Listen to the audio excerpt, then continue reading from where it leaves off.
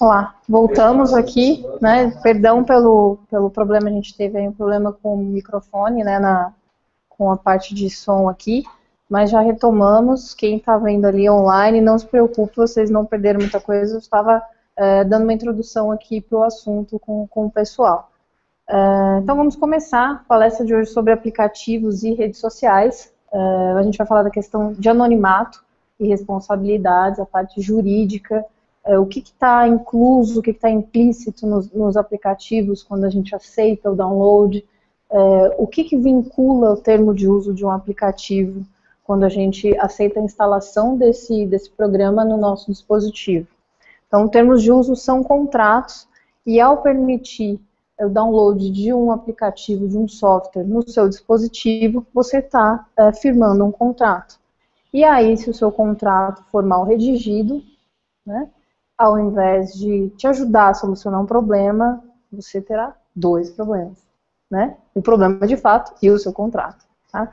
Então, dando continuidade aqui, pessoal que está online, que talvez não tenha pego a apresentação, meu nome é Gisele Truzzi, eu sou advogada especialista em Direito Digital e Segurança da Informação.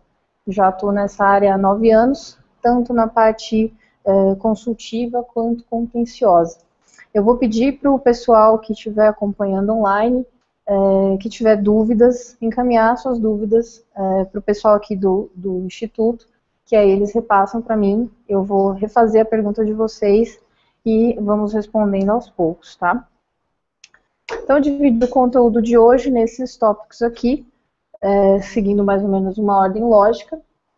Primeiro, eu vou falar rapidamente sobre alguns conceitos de direito digital e segurança da informação, só para dar uma introdução para vocês. Não teria como falar de aplicativo e anonimato sem falar um pouquinho de alguns princípios básicos de segurança da informação. Depois a gente vai dar uma analisada rapidamente em alguns pontos jurídicos, né, alguns quesitos jurídicos relacionados ao aplicativo Secret, referente a anonimato e responsabilidade civil, para nós podermos, na sequência, analisar o caso em si. Dando continuidade, vou falar sobre responsabilidade civil dos provedores, sobre provedores e guardas de dados, que mudou agora essa regra em relação ao Marco Civil, sobre propriamente o Marco Civil da Internet, que impõe algumas responsabilidades aí, prazos de guardas diferenciados em relação aos dados que os provedores, tanto de serviços, aplicações, devem manter agora. Alguns questionamentos que são aqueles que foram veiculados no material online, né, no folder, que até o Marcelo pediu para inserir esses questionamentos, quem teria responsabilidade na postagem, o desenvolvedor, o usuário. Alguns casos práticos sobre redes sociais, que também tem a ver com aplicativos, casos práticos que foram parar nos tribunais, para que vocês possam, com esse embasamento jurídico inicial, conseguir contextualizar isso num caso prático real. E aí a gente parte já para as conclusões, então a gente faz alguns minutos finais aqui de perguntas, de debates e bate-papo, ok? Então vamos lá, dando início aqui sobre direito digital. Muitas pessoas me perguntam, né, em que área você atua? Direito digital. Nossa, mas é novo, né? Não é tão novo assim. Eu já atuo há 9 anos nessa área. A internet no Brasil tem quanto tempo? Né? Eu já tenho, acho que uns 10 anos ou mais, né? Bem mais, né? Começou em 96, mais ou menos, né? E com isso, com a internet, não só a internet, tecnologia em si, mas isso se solidificou com a internet. A parte tecnológica, o ambiente eletrônico, acabou empurrando o ser humano para novos tipos de relações sociais. E com isso, novos tipos de relações jurídicas. Então, com o surgimento dessas novas relações jurídico-sociais, nada mais natural que o direito também sofresse uma mudança. Então, o direito digital não é nada assim extraordinariamente novo. Ele é o próprio direito, na realidade. Ele contém os mesmos ramos do nosso direito tradicional, só que agora convergendo tudo para a tecnologia. Então, o direito digital nada mais é do que a convergência do nosso direito, dos ramos tradicionais do direito, para a realidade tecnológica que a gente vive hoje. Então, a gente tem relacionamentos amorosos que começam na plataforma online, nós temos compras e vendas que ocorrem no ambiente eletrônico. Então, tudo que a gente fazia quase no mundo real, digamos, a gente também tem no mundo virtual. Um outro exemplo são os crimes eletrônicos. Não é porque eles são praticados no ambiente virtual que eles não existem, né? O furto, o estelionato que ocorre na rua, ele também pode ocorrer online, com a invasão de uma conta bancária, desvio de valores dessa conta para a conta de um terceiro. E isso é furto, não deixa de caracterizar o mesmo crime. Então, o crime é o mesmo, o que mudou foi a plataforma, tá? Feito isso, a gente vai contextualizar aqui alguns princípios essenciais da segurança da informação. Falando de direito digital, segurança da informação, aplicativos, achei importante citar alguns princípios básicos de SI para vocês entenderem o quanto nós precisamos de segurança da informação no desenvolvimento de aplicativos, ok? O primeiro princípio essencial da segurança da informação é a confidencialidade. E o que seria confidencialidade? A informação só pode estar acessível para quem está autorizado a recebê-la. Com base nisso, eu posso desenvolver documentos com classificações diferenciadas. A palestra aqui de vocês, né, os slides, vocês podem verificar no rodapé, não sei se está aparecendo aí, tem uma nomenclatura, tem uma classificação ali, restrito. Por quê? Isso não é público, ao passo que está sendo transmitido pela internet, mas somente as pessoas cadastradas e as que estão presentes aqui é que têm o direito a ter acesso a esse conteúdo. Se eu não tiver uma classificação na informação, essa informação pode ser confundida, então, como pública e ser veiculada indevidamente. Quando eu tenho uma classificação em um documento, seja ele físico ou eletrônico, eu estou alertando o detentor daquela informação que ele deve se ater àquele tipo de classificação. Então, se eu trafego um documento com o Instituto aqui e rotulo como confidencial, somente duas partes podem ter acesso a esse documento. Se alguém nessa relação acabar publicando esse material na internet, divulgando por aí, repassando para terceiros, essa informação vem a cair na web, eu consigo rastreá-la e eu verifico que ela tinha uma classificação como confidencial, eu posso futuramente vir a punir, a dar uma advertência para esse meu funcionário que eventualmente vazou o documento. Então, aí está a importância de classificarmos a informação, para manter essa informação dentro dos seus limites. Tá? Outro princípio básico de SI é integridade. Significa que a informação deve estar íntegra, inteira. De nada adianta você ter acesso a uma informação, mas ela está em pedaços, né? Isso ocorre muito, a gente se confronta muito com esse princípio quando em processos judiciais nós pedimos para um provedor, né, para o juiz intimar um provedor a apresentar os logs de conexão de um determinado usuário de e-mail. E o provedor acaba apresentando apenas alguns logs. Ao invés de nos dar os e-mails cadastrados, IP, data e hora, ele só apresenta um e-mail. Ou me dá um IP, mas não me dá a data de acesso. E com essa informação quebrada, essa informação particularizada, eu não consigo ter acesso a toda a gama de informação que poderia. De que adianta um log de acesso se ele está incompleto? Tá? E isso é muito importante no nosso dia a dia, seja no nosso trabalho, principalmente quando a gente fala de tecnologia. De que adianta vocês trabalharem remotamente, né, usando uma VPN, por exemplo, e você vai acessar o servidor da sua empresa, precisa de um documento específico numa pasta de um cliente, e quando você vai acessar esse relatório, ele só tem um pedaço. Um relatório de 50 páginas só tem uma. Esse é um exemplo prático da falta de integridade da informação. Tá? Outro princípio, a disponibilidade. A informação tem que estar disponível a quem está autorizado a acessá-la. Então, um exemplo de disponibilidade seria quando eu monto uma rede em uma empresa, né, eu faço uma topologia de rede em uma empresa, eu não preciso necessariamente dar acesso a todas as pastas para todas as pessoas. O estagiário do financeiro não precisa saber o que o diretor de criação tem na pasta dele. Né? O office boy da empresa, que eventualmente ele também não precisa ter. O estagiário do nosso escritório, que lida com rotina processual, não precisa ter acesso aos contratos de honorários do escritório. Então, não preciso liberar o acesso para todas as pessoas. Eu posso separar esse acesso. E isso trata a disponibilidade. Tá? E outro item que é acrescentado por alguns autores da área é a legalidade, que a informação sempre deve estar em conformidade legal. Afinal de contas, de que adianta você ter a confidencialidade, disponibilidade, integridade, mas se a informação não está de acordo com a lei. Tá? Então, feito isso, agora vou passar alguns para você se situar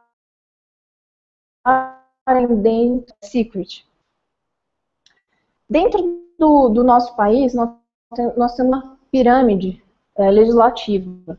Nós dizemos que a Constituição Federal está ali no topo da pirâmide. Então, ela é a nossa lei maior, é a nossa Carta Magna, e tudo que vier abaixo da Constituição deve obedecer estritamente às regras da Constituição. Então, um contrato, por exemplo, eu posso colocar o que eu quiser, desde que esteja de acordo com a legislação, com a Constituição. Tá? Abaixo da Constituição, temos algumas emendas constitucionais, e abaixo disso ainda a legislação complementar, as legislações parsas, que aos poucos realizadas. Então ali entra o Código Civil, o Código Penal, o Código de Defesa do Consumidor. É um exemplo recente, a Lei Carolina Dickmann, que trata dos crimes eletrônicos, e mais recente, o Marco Civil. Tá? Então nós temos todo um ordenamento jurídico a seguir, e todo esse ordenamento jurídico novo que vai surgindo deve observância à Constituição Federal.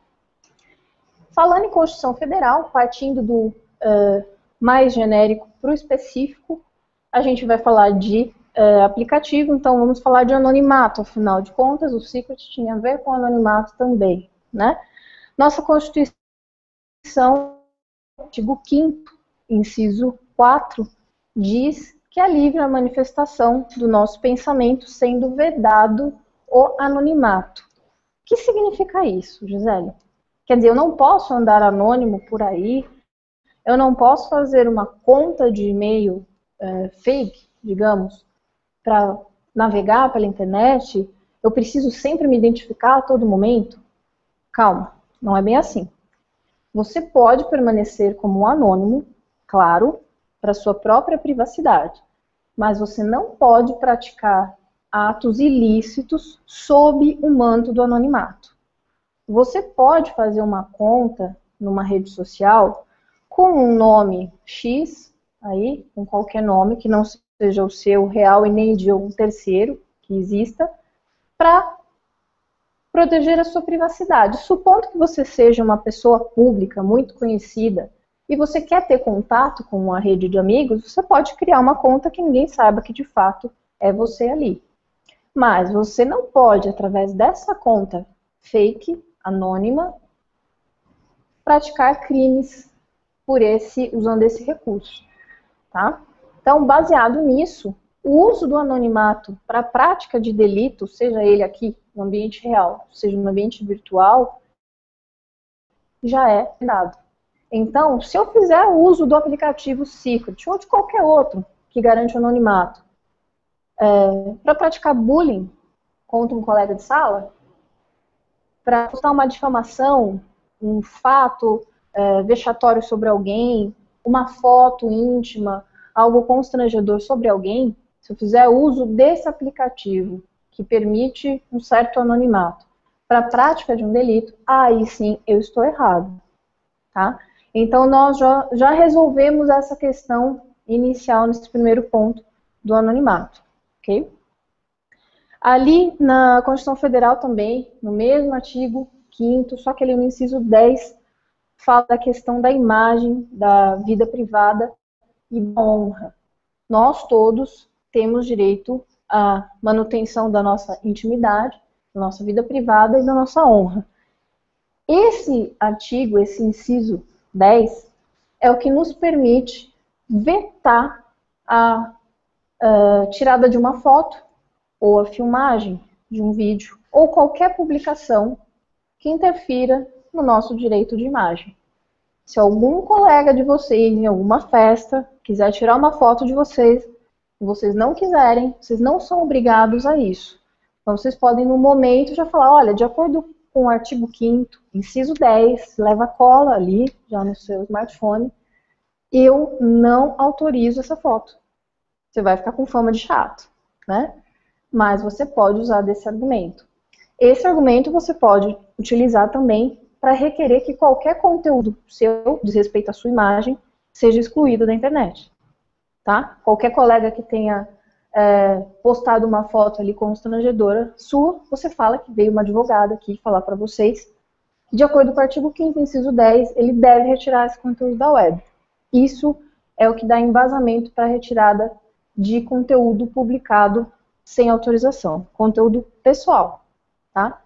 Então, com base nisso, já tenho 2 argumentos jurídicos fortes contra a veiculação de difamação pelo aplicativo Secret, certo?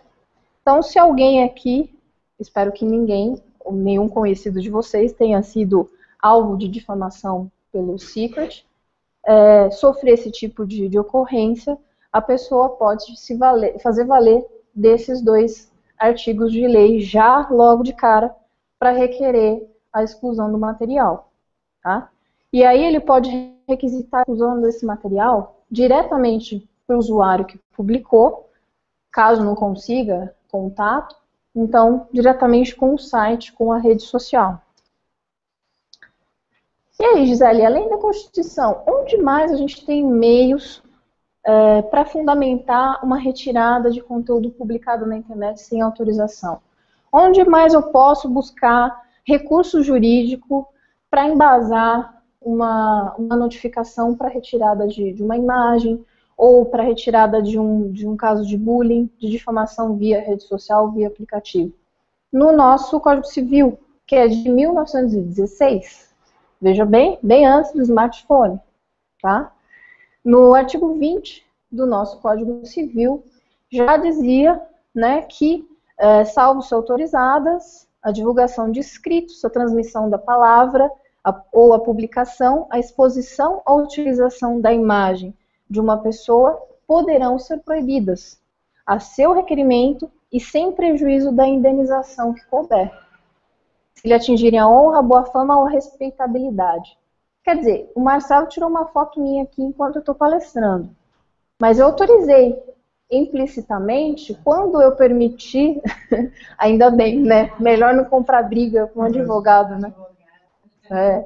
Então, quando eu aceitei o convite para palestrar, já estava implícito esse marketing. Faz parte do marketing do Instituto também divulgar os seus eventos. Logo, já presumia eu que ele provavelmente tiraria uma foto minha ou um print da tela para divulgar nas redes sociais do Instituto. Tá? Casos de empresas e colaboradores que dão problema com frequência.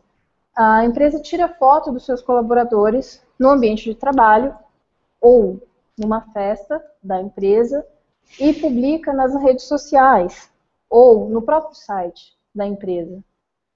Dentro da relação empregado-empregador, é importante colocar uma cláusula no contrato de trabalho autorizando esse tipo de material, porque o empregado pode requisitar a retirada daquela imagem na internet, ou ele pode não querer ser fotografado por razões pessoais, E aí, se não tiver uma cláusula, uma previsão no contrato de trabalho, isso pode trazer problemas para a empresa. Tá? Casos de eventos, é importante deixar no termo de uso de inscrição do evento, né, no termo de uso do site, ou no regulamento de inscrição de um evento, que aquele participante do evento, ao se inscrever, ele já autoriza a obtenção de imagens suas durante o evento, para veiculação da própria empresa, do próprio evento. É importante a gente tratar a questão da imagem, do uso pessoal da imagem para fins comerciais nesse tipo de contrato, nesse tipo de termo de uso também. Tá? No Código Civil também, ali no artigo 21, na sequência, ele também menciona que a nossa vida privada é inviolável, o que então também dá mais embasamento ainda para a gente requerer a retirada desse tipo de material ofensivo de sites, redes sociais ou qualquer aplicativo. Passando agora para a parte da responsabilidade civil. Um pouquinho de direito civil aqui para vocês entenderem a questão do desenvolvedor de software e a responsabilização legal. Eu vou pontuar de maneira bem tranquila para pessoas não da área do direito, tá? Então vai ser uma abordagem para leigos. Então não vou falar juridiquês e fiz de uma maneira bem compreensiva para que vocês que são da área de TI, da área de criação, né, da área educacional, compreendessem. Então, se tiver colegas do jurídico assistindo, não pensem que eu não vou falar disso ou daquilo, porque o público não é jurídico, tá? Então, vamos lá. A responsabilidade civil, nós temos basicamente dois tipos, a contratual e a extracontratual. A extracontratual, ela vem de uma relação que não tem vínculo com um contrato, não tem vínculo com uma obrigação. Ela surge do acaso, das relações sociais. Então, aí ela se divide em dois tipos, a objetiva e a subjetiva. A responsabilidade objetiva, ela não depende de culpa. Ela surge simplesmente de um fato jurídico, de um dano, e aí sim nasce a responsabilidade, o dever de indenizar. É o que a gente chama de teoria do risco. Como que eu posso visualizar isso? A responsabilidade civil objetiva, ela não precisa saber quem foi o responsável por aquele dano. Eu tenho o fato danoso, eu tenho que indenizar. Um exemplo fácil. Contrato de transporte aéreo. As companhias aéreas em geral. O contrato que nós temos com as companhias aéreas ao comprar um bilhete de passagem, ele é uma atividade de risco, a aviação, né? É uma atividade de risco. Então, toda e qualquer responsabilidade, qualquer evento danoso que surgir dentro dessa atividade de risco, a companhia tem o dever de indenizar, tá? Então, pode ser um fato, um ilícito, ou pode até ser, aí nesse caso, que veio de um contrato, que seria o contrato de transporte aéreo. Sendo assim, se vocês tiverem a bagagem, sua bagagem veio violada, ou foi parar num outro país, e a companhia aérea vier falar que ela não é responsável, porque quem fazia o transporte era uma empresa terceirizada, isso não cola, tá? Porque quando você está ali no guichê da companhia aérea, você está entregando a sua bagagem para aquela companhia. É o logo da companhia que você está vendo na sua cara. Então, é ela que tem a responsabilidade de te devolver a bagagem íntegra de volta. Então, como a atividade da aviação é uma atividade de risco, qualquer fato danoso que surja nessa relação, mesmo que seja extracontratual, eles têm que indenizar. Tá? Outro exemplo fácil que eu uso é num caso de transporte de lixo, o caminhão da prefeitura bate no seu carro. Você vai processar quem? A prefeitura. Se tiver lá o logo da prefeitura no caminhão, quem bateu no seu carro? A prefeitura. Foi o motorista da prefeitura. Ok, mas você não vai atrás do motorista da prefeitura. Você vai atrás da prefeitura, do estado. Aí a prefeitura vai falar que não foi ela que fez o transporte, foi a companhia X. Não interessa. Quem você viu o logo? De quem você viu o logo no caminhão? Da prefeitura? Então, memorizem essa ideia, que ela geralmente sempre funciona. Então, a responsabilidade ali de indenizar é a prefeitura. Teve o fato danoso? A batida? O dano no seu veículo? Sim. Quem bateu? A prefeitura. Então, fato danoso, surge o dever de indenizar. Aí a prefeitura que vai atrás do motorista para apurar o que ocorreu, se ele teve responsabilidade ou não. Aí ela vai exercer o seu direito de regresso. Tá? Quando a gente fala de provedor de internet, seja provedor de conexão, provedor de hospedagem, provedor de e-mail, provedor de conteúdo, nós não podemos vinculá-los a esse tipo de responsabilidade, a responsabilidade objetiva. Por quê? Porque a provisão de serviços de internet não é atividade de risco, tá?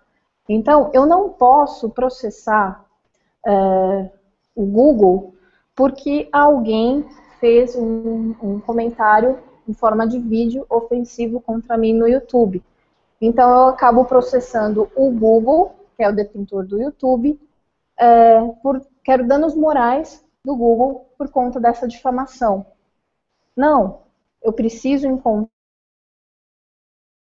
essa difamação, tá? Então, aí a gente cai na responsabilidade civil subjetiva, o outro tipo de responsabilidade, que é o que a gente aplica para os casos de internet, para provedores de serviços de internet.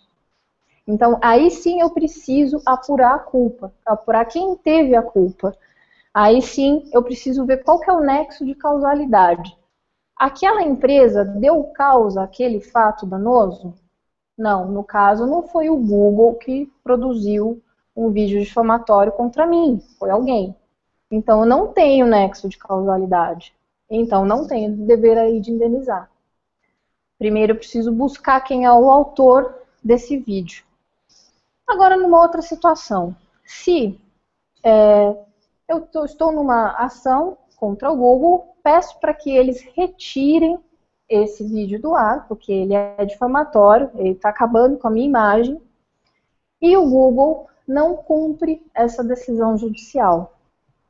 Aí sim, após uma ordem judicial, o Google passa a ser responsável solidariamente pela sua omissão. Aí a gente entra no outro tipo de responsabilidade, que é a responsabilidade solidária. Então, que ela surge no momento em que terceiro é o responsável por aquele ato e ele acaba não sendo identificado, e então aquele corresponsável ele passa a figurar ali como autor da situação. Então, se um usuário do YouTube coloca um vídeo difamatório contra vocês, vocês requereram via processo judicial para que o YouTube identifique esse usuário e exclua esse vídeo, sob pena de incorrer em responsabilidade civil, né, e pagar a indenização pelos danos morais, e aí o YouTube não exclui o vídeo, aí sim vocês podem tentar obter uma indenização por conta dessa omissão. Aí sim a omissão vai fazer surgir a responsabilidade. Aí vai surgir o dever de indenizar por conta da omissão. Uma vez que ele foi intimado judicialmente a cumprir aquela determinação e não cumpriu, ele passa a ser corresponsável. Tá? Essa foi uma questão que mudou muito na prática com o Marco Civil. Antigamente, antes do Marco Civil, os responsáveis pelos serviços de internet, os provedores, os sites em geral, eles podiam ser responsabilizados solidariamente antes de um processo judicial. Então, o que nós, advogados, fazíamos? A gente encaminhava uma notificação extrajudicial pedindo para que eles excluíssem aquele conteúdo difamatório e armazenasse essa prova eletrônica, guardassem os dados, porque a gente iria solicitar esses dados sigilosos em juízo. Aí sim, se eles não atendessem nosso pedido extrajudicial, amigável, não excluíssem aquele conteúdo difamatório, aí eles se tornavam responsáveis. Mas essa responsabilidade que surgia de uma notificação extrajudicial, uma carta formal, acabou. Então, hoje, nós, advogados, podemos mandar quantas notificações extrajudiciais nós quisermos, que se o site não quiser cumprir, ele não vai cumprir. E o conteúdo vai ficar lá online, gerando ainda uma maior difamação para a pessoa. Ele só se torna obrigado a cumprir, a responsabilidade dele só começa a contar a partir do momento que tiver uma decisão judicial. Tá? Falando ali de responsabilidade civil objetiva, onde que está na lei a imposição legal, né, da responsabilidade civil objetiva, que surge ali do dever de indenizar? No artigo 186 e 927 do Código Civil. No 186 ele menciona que aquele que, por ação ou omissão voluntária, negligência ou imprudência, violar direito e causar dano a outrem, ainda que exclusivamente moral, comete ato ilícito. Então, o caput desse artigo, ele fala que quem tem direito, quem tem o dever de indenizar? Então, alguém que, por ação ou omissão, negligência ou imprudência, vier a violar direito alheio. Então, aí a gente tem responsabilidade não só por uma ação, por um fazer, quanto também por uma omissão, deixar de fazer. Então, pode ser até uma omissão de socorro, em um caso de um acidente, ou um atendimento médico num hospital. Então, qualquer fato que implique em ação ou omissão, negligência ou imprudência, você lesionar um direito alheio.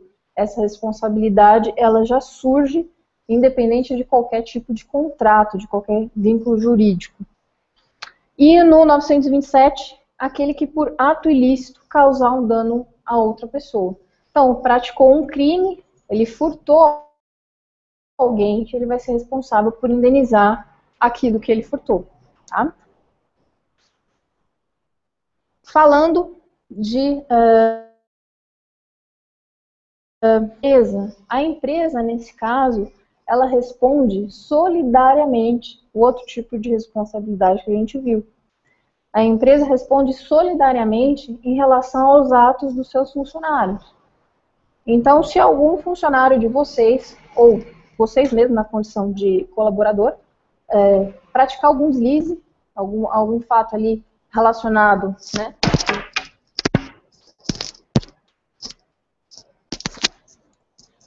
praticar algum fato relacionado à omissão, negligência, imprudência nas suas atividades, vocês podem gerar para a empresa um dever de indenizar. Então, uma falha grave dentro das suas funções, a empresa pode ressarcir o cliente, no caso, e aí depois exercer o direito de regresso contra vocês. Então, o artigo que dá esse embasamento, um exemplo desse embasamento, é o 1016, no Código Civil, que fala da responsabilidade solidária dos administradores. Eles respondem, os administradores, eles respondem solidariamente perante terceiros em relação às suas funções, quanto à empresa. Tá? Eu tinha colocado aqui um exemplo, voltei nesse slide, para citar o caso de agência de publicidade, já que a gente tem um colega da área de publicidade aqui também. É um caso que chegou até mim e a empresa caiu exatamente nesse problema, né, da responsabilidade civil da empresa pela imprudência, talvez, de um funcionário. O que ocorreu nesse caso? Um fotógrafo, ornitólogo, também especializado em passarinhos, ele era biólogo e fotógrafo, tirou umas fotos de uns passarinhos na Mata Atlântica e ele vendia essas fotos para uma publicação destinada ao ensino médio. Um belo dia, ele passou na frente de uma empresa de ecoturismo e viu as suas fotos ali no banner na entrada dessa agência. Como assim, né? E aí, o que aconteceu? Qual veio o fato atrás disso? Essa empresa de ecoturismo contratou uma agência para fazer toda a identidade visual da empresa. E então a agência fez logo, cartazes, folders, esses banners para exposição, né, aqueles banners grandes para exposição de estandes, com base nessa foto. Diz a lenda que o estagiário lá da criação recebeu o job, jogou lá alguns termos de busca na internet, achou no Google, pensou, tá no Google, eu posso usar. Né? Coisa que muita gente pensa, tá na internet, de quem que é? Do mundo, né? Ele achou essa imagem na web, vetorizou a imagem, né? Transformou graficamente a imagem, fez então o que a gente chama de obra derivada, ele alterou a obra original. Isso é uma violação de direito autoral. E mostrou para o chefe adorou, achou bacana, tem a ver com a atividade do cliente, vamos usar, vamos fazer. E assim produziu todo o material de identidade visual, todo o material gráfico dessa empresa de ecoturismo. E aí, coincidentemente, o fotógrafo, autor da imagem, passou na frente dessa empresa de ecoturismo e viu as fotos, né, modificadas. E lógico que ele foi louco da vida ali, tentar entender o porquê que a foto dele estava lá, sendo que ele nem sequer foi indagado sobre o uso dessa foto, ninguém comprou a foto. E a agência de ecoturismo não estava entendendo nada, porque pagou para uma agência específica, né, na área de publicidade e mídia para desenvolver esse material. Então gerou uma situação muito chata para as partes ali, e no final das contas, a agência de ecoturismo fez um acordo na faixa de R$15 mil, na época, esse caso tem uns 5 anos, para poder usar a foto do fotógrafo, porque já ela estava identificada no mercado com essa imagem. Então vejam só o que uma imagem que é extraída da web e a pessoa não observa a questão dos direitos autorais, não entra em contato com o detentor dos direitos autorais, vejam só o problema que pode causar. Tá? Com certeza a agência perdeu a conta. Exato. Eu tive uma cliente, é uma senhora que mora em Olambra, e ela de repente começou a receber telefonemas das suas amigas perguntando se ela estava tomando a carreira de modelo aos 60 anos. Ela não entendeu nada. Então as amigas mandaram um exemplar, uma revista de uma grande companhia aérea, e ela se viu estampada no miolo da revista, numa matéria sobre a cidade de Olambra. Quem não conhece, né, Olambra tem uma colonização típica, né, holandesa, europeia, tem umas casinhas coloridas e tal, toda uma arquitetura no estilo colonial europeu. E era uma foto grande, uma foto de 2 páginas inteiras, com as casinhas coloridas de Olambra no fundo, e ela andando de bicicleta na frente das casas. Ela disse que não percebeu o fotógrafo usando, não viu ninguém, né, tirando foto, e na realidade, depois a gente foi saber, ele estava usando uma teleobjetiva muito grande, então ele tirou a foto de fato na malandragem, como a gente diz, né, não pediu autorização para ela, e essa imagem foi vendida para a agência que faz a revista dessa companhia aérea internacional. E a revista tem a veiculação, né, mundial. É uma tiragem, nós consultamos mais de 150 mil exemplares na época. Então, a minha cliente estava estampada em mais de 150 mil exemplares da revista que circulava em 2 idiomas, mínimo, né? E ela não foi questionada sobre o uso dessa imagem. Ela não gostou e ela queria, a todo custo, resolver esse caso judicialmente. E ela deixou claro para mim que a questão não era o dinheiro, a questão era fazê-lo sentir na pele que isso era uma coisa básica, né, implícita aí para qualquer agência de publicidade, eles deixaram passar batido. Eu tentando fazer um acordo, né, antes de entrar com qualquer ação, tentando fazer um acordo, a agência logo de cara me ofereceu R$3 mil como um acerto com a cliente, e eu falei para ela, calma, melhor a senhora esperar um pouco. Eu vou descobrir quanto custa um anúncio de 2 páginas inteiras nessa revista. E no site dessa companhia aérea tem isso, né? Tem a tabela de preços. E custava 20 mil reais. Eu falei, calma, vamos tentar levantar um valor melhor para a senhora, né? No final das contas, né, papo vai, papo vem, minha cliente conseguiu levar 8 mil em parcelas ali mensais por um bom tempo. Mas de 3 foi para 8, já melhorou. E eu tenho certeza que essa agência agora nunca mais vai esquecer de um termo de autorização de uso de imagem, né? Porque também correria o risco de perder a conta, talvez seja o cliente maior deles lá, né? Então vejam só, um termo de autorização de imagem, o problema que gera. Que essa a conta, né? Essa conta, o valor do anúncio multiplicado pelo número de exemplares. Quando a gente fala de direitos autorais, esse o raciocínio que nós fazemos, né? O valor daquele produto vezes o número de exemplares, vezes o número de vezes em que foi feito o download, para aí você consegue contabilizar.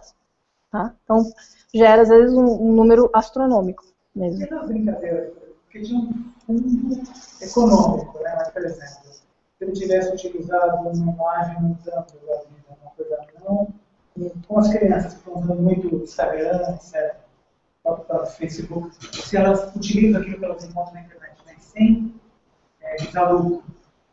Tá. Na realidade, não poderia ser utilizado sem mencionar a fonte, pelo menos. É o caso do Pinterest.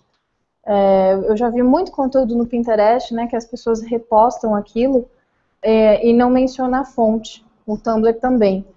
Então, por mais que você obtenha um conteúdo, você não sabe exatamente quem é o autor ou de onde surgiu, pelo menos copiar o link e mencionar, você já sai um pouco da esfera aí da responsabilidade.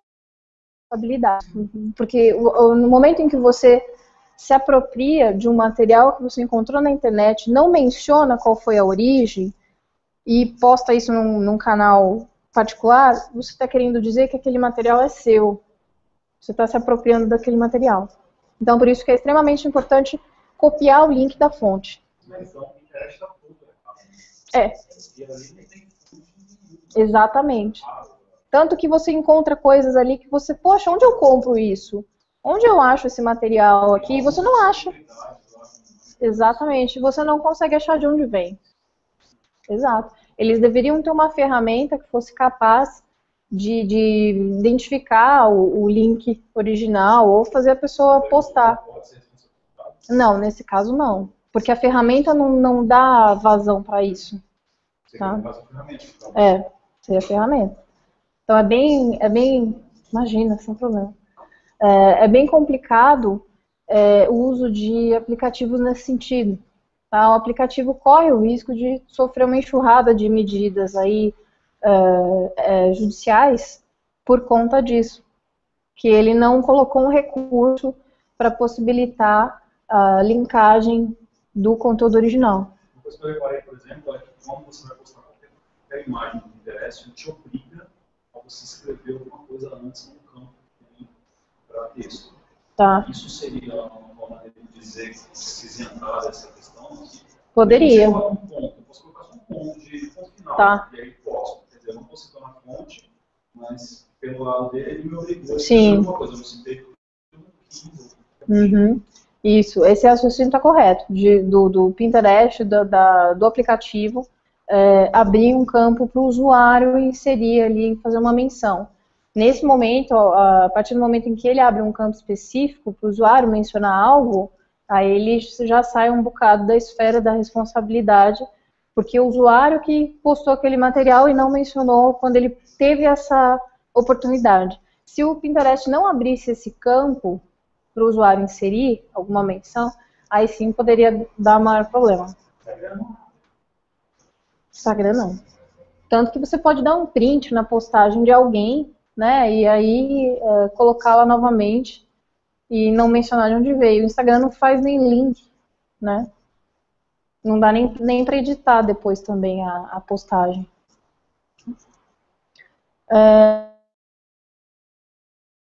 Então, civil dos provedores, mais especificamente dos provedores de aplicações. Não vou falar dos provedores de hospedagem, nem de conteúdo. Vou falar mais de aplicação, que são relacionados a basicamente todos os serviços web que a gente usa.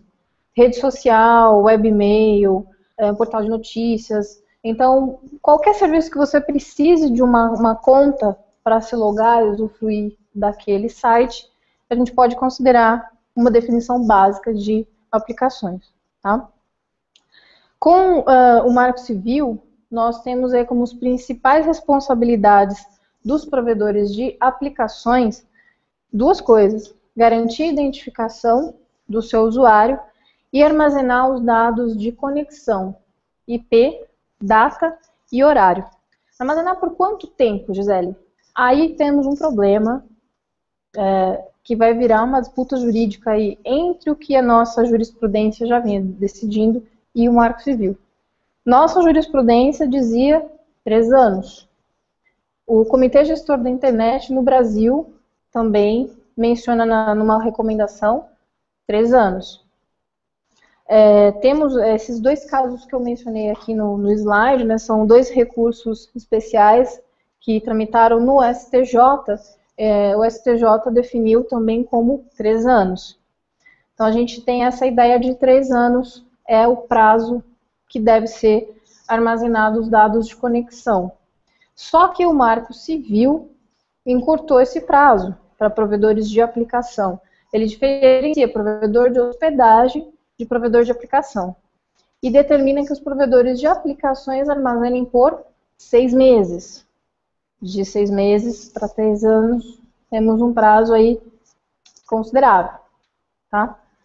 Qual o problema legal disso? Qual a implicação jurídica disso? Eu vou exemplificar alguns prazos judiciais que a gente tem. Um prazo para você, na esfera criminal, um prazo para você dar entrada numa medida penal contra alguém. Um sujeito que tenha praticado um crime contra a honra contra você e você resolve ingressar com uma ação contra ele. A partir do momento que você descobre a identidade dessa pessoa, você tem 6 meses para mover essa ação. Então já deu o prazo aí que o nosso Marco Civil está impondo. Prazo na esfera civil para você ingressar com uma ação de indenização por danos morais e materiais são 3 anos. Vocês sabem que o nosso judiciário é super rápido, né? Só que não, né? Então, o nosso judiciário não é muito rapidinho. Às vezes eu tenho processos que podem durar 6 meses, pode durar 1 ano, 2 anos. Dependendo da sua disputa judicial, está tramitando um processo aí e você não conseguiu se munir de todas as provas aí essenciais em 6 meses para ingressar com essa ação, né? 6 meses é o prazo que o provedor vai armazenar esses dados. Supondo aí passou de 6 meses, você vai ingressar com a ação e você tem 3 anos para entrar com essa ação, só que o prazo para o provedor armazenar os dados são 6 meses. E aí você corre o risco de bater na porta lá do provedor e ele falar: poxa, já foi. Não tem como pedir isso antes de tramitar? Você pode por uma notificação extrajudicial ou até por uma ordem judicial mesmo, uma ação específica para isso, tá? Mas aí é mais uma medida judicial, coisa que é uma questão de prazo que o Marco Civil poderia ter observado melhor, tá? Quando a gente fala de dados de conexão, IP, data, hora e o fuso horário, né, que está atrelado à hora aí, eu não estou dizendo dados sigilosos, tá? Eu não estou, melhor formulando a frase, eu não estou dizendo em relação à privacidade. Quando eu preciso saber o IP, a data e o horário de uma conexão, eu não entro na esfera da privacidade, porque eu não estou vendo conteúdo que o usuário está trafegando. Eu só pedi para que o provedor me informe quem acessou, né, os dados de conexão do indivíduo que acessou aquele e-mail naquele dia e naquele horário. E o provedor de conexão vai ter que me informar. Eu não estou pedindo para o provedor qual é o conteúdo dessa mensagem. tá? Para vocês conseguirem visualizar, alguém tem um pedacinho de papel? Dando umas aulas, papel é difícil achar hoje em dia, né? Todo mundo vem com o tablet, né, para as aulas. Eu desenvolvi um método didático, super tecnológico, caneta e papel, para explicar para os alunos qual a diferença entre dados de conexão e dados de tráfego, tá? Então, pensem que aqui, deixa eu só desenhar aqui. Quem está online, pensem que isso é um envelope. Aqui vai um selinho para fulano de tal. Vou usar o seu nome, Marcelo, né? Vou mandar uma carta para o Marcelo.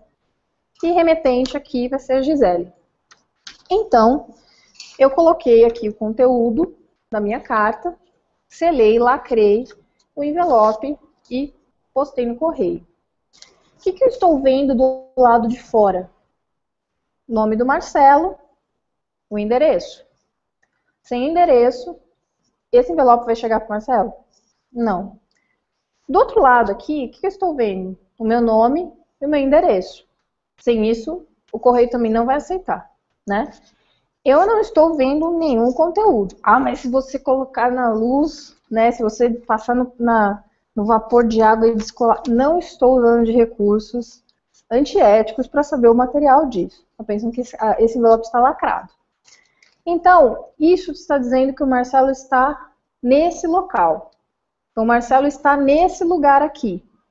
O correio vai ver esse endereço, o porteiro do prédio dele vai ver esse endereço, o vizinho, que eventualmente ver essa carta ali no tapetinho da porta. O que eu sei do Marcelo com esse endereço? Só isso. Só tenho informação de endereço. Quando eu passo num prédio comercial em São Paulo, pelo menos em qualquer cidade por aí, eu preciso dar o meu RG. Né? Muitas vezes a gente tem que entregar o RG para o funcionário cadastrar, tirar uma foto. Seu RG fala quem é você, seu pai, sua mãe, te dá um número, não é? O que eu sei de você além disso? Mais nada. Eu preciso de uma engenharia social para saber mais coisas só com aquele dado. Então, com essa informação, eu só sei disso. Então, aonde que eu violei a sua privacidade? Sabendo só onde você está? Nada, né? Agora, se eu abrir esse envelope e obter o conteúdo, aí sim eu violei a privacidade do Marcelo. Pratiquei o crime de violação de correspondência. Aí sim ele pode me processar. O que os dados de conexão te dão? Aonde você está na internet. Então, é essa analogia. Os dados de conexão, IP, data, hora, eles são equiparados, né, são equivalentes para recurso didático aqui, para vocês entenderem, ao endereçamento num envelope físico. Eles só te apontam para sua localização na web. Eles não dizem quem você é, o que você fez, o que você falou, qual conteúdo você baixou. Isso são dados de tráfego. O conteúdo da informação é o que está dentro do envelope, o conteúdo do e-mail, o conteúdo que o Marcelo fez o download para o seu computador, aí sim, isso é sigiloso.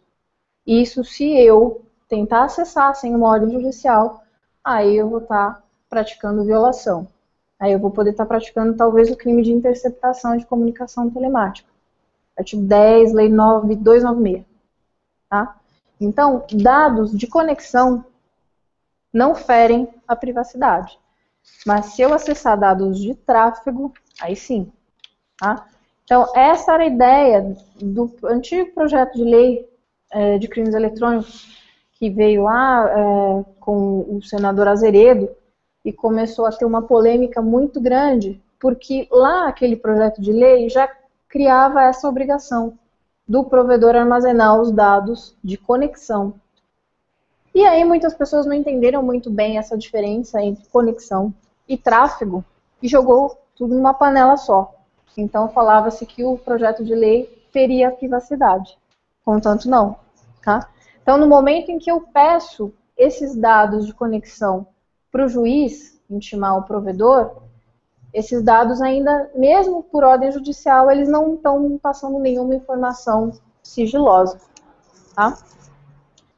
Então, aí, dados de conexão, os dados que te apontam na web, e dados de tráfego, aquilo que diz respeito ao conteúdo que foi trafegado. Falando aí do nosso Marco Civil, que criou essa diferença aí de prazo para armazenamento desses dados, alguns itens importantes que é interessante vocês saberem. Eu recomendo, se vocês trabalham com provedores de aplicações, com desenvolvimento assim, para vocês baixarem o PDF do Marco Civil e lerem, porque cria várias obrigações para as empresas que lidam com isso. E em se tratando de, trabalhando na área de TI ou de aplicação de alguma empresa, é importante vocês terem ciência disso, tá? Primeiro, a obrigatoriedade de armazenamento de IP, data, horário e fuso das aplicações no momento da conexão do... Então, qualquer empresa hoje em dia que faça uso de um webmail para os seus funcionários, essa empresa, por menor que seja, ela deve armazenar os logs de acesso dos seus funcionários no momento do acesso ao e-mail, tá? Você precisa saber dizer quem acessou o e-mail tal naquele dia e naquele horário. Quem fez uso da sua internet Wi-Fi dentro da empresa. Eu tenho 100 funcionários, tenho Wi-Fi livre para todo mundo, né? O funcionário entra, a senha está colada no mural ali do café e todo mundo usa. Tá, mas e se um funcionário seu baixar material pedófilo usando o seu Wi-Fi? Numa investigação, vai apontar o seu IP. E aí o delegado da PF vai querer saber quem foi que baixou aquele material, tá? Então aí a empresa tem a responsabilidade legal de armazenar os dados de logs, né, os logs de acesso, para até atender eventual requisição judicial, tá? Nesse tipo de caso, se a empresa não conseguir dizer quais foram os funcionários que acessaram naquele dia, naquele horário, se a empresa não fizer um cadastro de acesso do seu Wi-Fi, não quer dizer que a empresa vai ser processada por pedofilia. Não tem como a pessoa jurídica ser processada por um crime. Eu preciso ir atrás do autor. O direito penal vai buscar a verdade real. Preciso saber a pessoa que praticou esse delito. E não havendo provas, aí o processo é arquivado.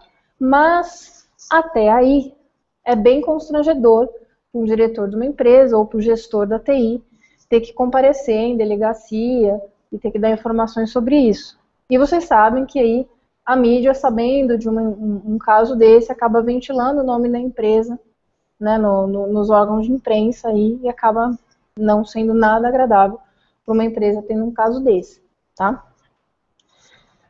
Outra obrigação ali do Marco Civil, ele diferencia os provedores de conexão de hospedagem, como eu falei para vocês, dos provedores de serviços de aplicações. Provedores de conexão, aquele que permite o acesso à web, são obrigados a armazenarem os logs de conexão por 1 ano. E os provedores de serviços de aplicações são obrigados a armazenar esses logs por 6 meses. Por que essa diferenciação? Não sabemos, não entendemos até agora. O problema maior nesse prazo é a questão jurídica que eu mencionei para vocês, do tempo em que o usuário teria para ingressar com uma ação na esfera civil ou criminal e um prazo pequeno de guarda desses dados, que são muito voláteis, tá? Então aí surge a responsabilidade das empresas, agora que o Marco Civil aumenta, são obrigadas a armazenar cadastros de usuários. Então, tem que ter cadastros de funcionários, cadastros de visitantes, né, um prestador de serviço que fica esperando uma reunião, algo assim, um terceirizado e acesso ao Wi-Fi, tem que ter esse tipo de cadastro. As empresas também são responsáveis por guardar esses logs de conexão e, por conta dessas novidades, agora também é importante fazer revisão dos contratos e dos termos de uso, até por conta do armazenamento desses dados. Ok? Aonde que está isso, Gisele, socorro, me acode, no Marco Civil? Facilitei a vida de vocês e trouxe a cola aí do artigo 15 do Marco Civil, tá? É onde diz respeito aos provedores de aplicações, que ele menciona a obrigação do provedor de aplicação guardar esses dados pelo prazo mínimo de 6 meses, tá? E aí, dá a garantia para vocês, no parágrafo 3º, de que esses dados serão acessíveis somente via autorização judicial. Então, não adianta falar que você tem um amigão que trabalha lá no provedor, ele consegue para você, você vai ter obstáculos com isso, tá? Não adianta mandar uma notificação extrajudicial para pedir esses dados de conexão, não vão te passar. Se já não passavam antes para a gente, dizendo que eles não eram obrigados por lei a fazer essa armazenagem, agora que não vão passar mesmo, porque eles vão dizer que tem um Marco Civil que os obriga somente via judicial, tá? Entrando aqui na questão do caso do aplicativo Secret, então com essas noções de responsabilidade civil, anonimato, intimidade, já dá para a gente ver com outros olhos, né, o caso do Secret. A justiça havia obrigado a Apple e Google a retirarem de suas lojas, né, o aplicativo, fundamentando que ele permitia a prática de ilícitos aí sob o manto do anonimato. Tá? Eu lhes pergunto, eu achei essa decisão, Gisele, particularmente estranha, tá? Se eu estou permitindo que um aplicativo seja usado para fins ilícitos, o aplicativo é ilícito? Sim? Não? Não. Você tem faca na sua casa, né? Eu também. Você também, né? Quem gosta de churrasco? Deve ter uns facões enormes lá para cortar carne, corte certinho, né? Então, nem por isso você sair matando aquele vizinho que fica tocando música, né, às 7 da manhã na sua cabeça ali, né? Será que vão processar a Tramontina? Porque a Tramontina faz faca? E a Taurus, que faz revólver? Então vamos processar porque os revólveres são usados para matar. E aí a polícia como faz para defender? Então, não é o aplicativo que é ilícito, é o usuário que lhe dá a finalidade ilícita. Opa! Tá? Então, se eu tenho uma rede social, e essa rede social, as pessoas criaram grupos ali para se encontrarem e vender droga, não é a rede social que é ilícita. Ela está sendo usada como plataforma para fins ilícitos. E aí a rede social não merece ser punida por conta da má conduta de alguns usuários, certo? Então o que eu devo fazer é ingressar com uma ação contra a rede social pedindo para ela me informar os dados de conexão desses usuários para então eu analisar e tentar descobrir quem são essas pessoas que essas sim estão praticando ilícitos, ok? Então saiu essa decisão aí sobre o aplicativo Secret. Algumas pessoas estavam sendo difamadas, né, pelo aplicativo, fotos suas estavam sendo publicadas sem elas terem ciência, né? Então as pessoas tranquilas com a questão do anonimato começaram a falar da vida alheia. E aí, uma pessoa que foi lesada por isso ingressou com essa ação, teve a questão do Ministério Público também, que entrou com esse pedido para retirada das lojas virtuais e conseguiram. Aí, em recurso, o processo subiu para o TJ, no Espírito Santo, e aí o desembargador já entendeu melhor a questão, né? Será que ele baixou o aplicativo para testar, né, ver como funciona? Para saber. Enfim, o desembargador, a meu ver, minha opinião pessoal, deu uma decisão muito mais acertada, se valendo desse argumento mesmo, tá? Que o aplicativo em si, ele não era ilícito, ele tem até termos de uso que orientam as pessoas a fazer o uso ético da ferramenta e não compartilhar segredos de terceiros, e sim os seus próprios segredos. E que, por conta disso, não merecia sair das lojas virtuais. E que, ainda, se fosse de cumprir a decisão da justiça que mandou Google e Apple a apagar remotamente o aplicativo dos celulares dos seus usuários, isso no Brasil seria crime. E é verdade. Aí sim, Google e Apple estariam praticando crime, um novo crime que está exposto na lei Carolina Dickmann, que é a invasão de dispositivo informático. Tá? Então, em recurso, os desembargadores mudaram a sentença, reformaram integralmente a sentença e liberaram o aplicativo na loja novamente. Tá? Hoje ele está liberado? Está liberado. Pode baixar. Né?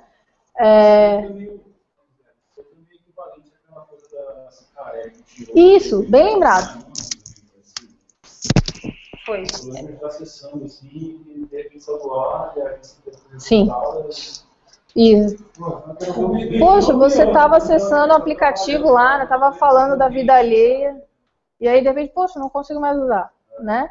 É bem lembrado essa questão do caso da Cicarelli, eu estava até esquecendo de falar, eu sempre faço como analogia, do caso do YouTube da Cicarelli, o vídeo com seu namorado na praia, né, local público, e ela se irritou com a divulgação do material, processou o YouTube. Naquela época ainda a gente estava engatinhando na jurisprudência brasileira sobre algumas questões novas de direito digital. E aí os desembargadores, ao invés de entenderem que o bloqueio era do vídeo, bloquearam o YouTube inteiro. Aí a gente tem uma falta de comunicação no meio jurídico. Será que o advogado dela fez o pedido certo? Não é um problema. O advogado fazendo o pedido errado, a sentença vai sair errada. Né? Outro ponto, será que o juiz, o desembargador, entendeu a questão? Entendeu que era o vídeo, não era o servidor? Né? Terceiro, a pessoa que executou o comando lá no servidor YouTube, será que ele entendeu a sentença? Complicado, tá? Então, quando você vai fazer um pedido, em casos relacionados ao direito digital, por isso que eu falo, não vai na porta do primeiro especialista que pendurou um diploma de um curso de extensão e está se divulgando como especialista em direito digital sem ter prática alguma. Às vezes as pessoas não têm a prática necessária que a gente precisa muito nesse meio, porque no direito, teoria é uma e a prática é bem diferente. E no direito digital existem coisas muito específicas, e aí a pessoa acaba não sabendo agir nesses momentos muito específicos, muito peculiares. E aí sai uma sentença dessa, um pedido meio duvidoso, gera um problema muito maior. Porque o caso da Cicarelli foi exatamente isso. Ao invés de bloquear a linha do código do vídeo, bloqueou o seu servidor inteiro. Isso trouxe uma antipatia para a imagem absurda. Sim. Sim. A questão do vídeo trouxe uma reputação negativa muito maior para ela. Exato, ela ficou sendo culpada, exatamente. Às vezes, se ela não tivesse dado preocupação para a questão do vídeo, tivesse ignorado, como algumas celebridades já fizeram com esse tipo de material, teria passado por cima, tá? Então, a questão do secret, alguns pontos que a gente tem aí para analisar, depois dessa briga judicial, é que, na realidade, não existe um anonimato efetivo, completo. Não tem anonimato total. É o que eu falo hoje em dia, quando eu dou alguma aula ou palestra. Você quer anonimato na internet? Então desliga o cabo azul, põe no modo avião, desliga o roteador. Não existe anonimato garantido na internet. A partir do momento que você conectou, você pode, eventualmente, lá na frente, ser identificado. Você vai ter o seu IP, a data, o horário associados àquela conexão, e aí, numa ação judicial, eventualmente, isso pode ser analisado numa demanda mais complexa e duradoura, e você vir a ser identificado. Então, por mais anônimo, entre aspas, que o aplicativo seja, que o marketing dele fale isso, não é 100% anônimo. O aplicativo, a rede social, tem ferramentas para fazer essa identificação, tá? Até para que eles possam se resguardar futuramente. e agora no Brasil até por obrigação legal, Marco Civil. Então duvidem de toda e qualquer propaganda aí que fale que tem um servicinho totalmente anônimo para você no seu smartphone, tá? Não tem como fazer 100% anônimo, porque até o aplicativo, a ferramenta, precisa se municiar de dados mínimos necessários para se resguardar de uma eventual ação judicial. No caso, os caras se dedurarem, né? Se alguém tiver problema para eles, não, pode ser. Sim. Em casos de crimes, assim, como por exemplo pedofilia, tráfico de drogas, há uma certa política dos sites, dos aplicativos, em havendo uma requisição judicial ou policial, já repassarem diretamente os dados. Tá? A questão da decisão, né, da proibição da venda do aplicativo, como eu falei para vocês, eu achei totalmente desnecessária. Não é porque foi usado com outras finalidades, então não vamos mais vender, né? Então, o bacon faz mal para as artérias das pessoas. Não pode mais vender bacon porque as pessoas vão ter maior tendência à obesidade. Não é por aí. Então, a responsabilidade do uso é do usuário, tá? A analogia que eu fiz para vocês é das facas, né? Não é porque é possível se matar alguém com faca, não é porque é possível matar alguém com um revólver que eu vou proibir a fabricação desse tipo de dispositivo. A finalidade que é dada ao aparelho é por conta do usuário. O exemplo também, que até comentei com o Marcelo, seria do e-mail. Eu posso usar o meu e-mail para uma difamação, né? Usar um e-mail para mandar uma mensagem difamatória para N pessoas. Então, eu deveria proibir o uso do e-mail? Não dá, né? Só por pensar na potencialidade desse ilícito? Não dá. Os próprios termos de uso desse aplicativo, eles orientam o usuário para um uso mais ético e também vedam o uso para fins ilícitos. Seria uma violação do termo de uso você usar já o aplicativo para finalidades ilícitas. E a questão do apagamento do aplicativo via acesso remoto pelo Google e pela Apple seria no Brasil um próprio crime, o crime de invasão de dispositivo informático, tá? No 154A do nosso Código Penal.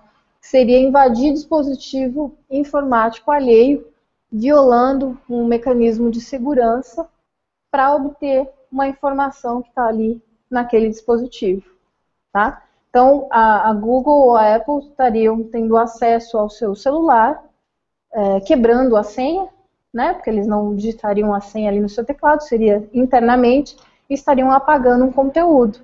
Imagina só, então, né, qual que é a segurança que você tem de que os dados que estão no seu aparelho, eles também não estão monitorando, tá?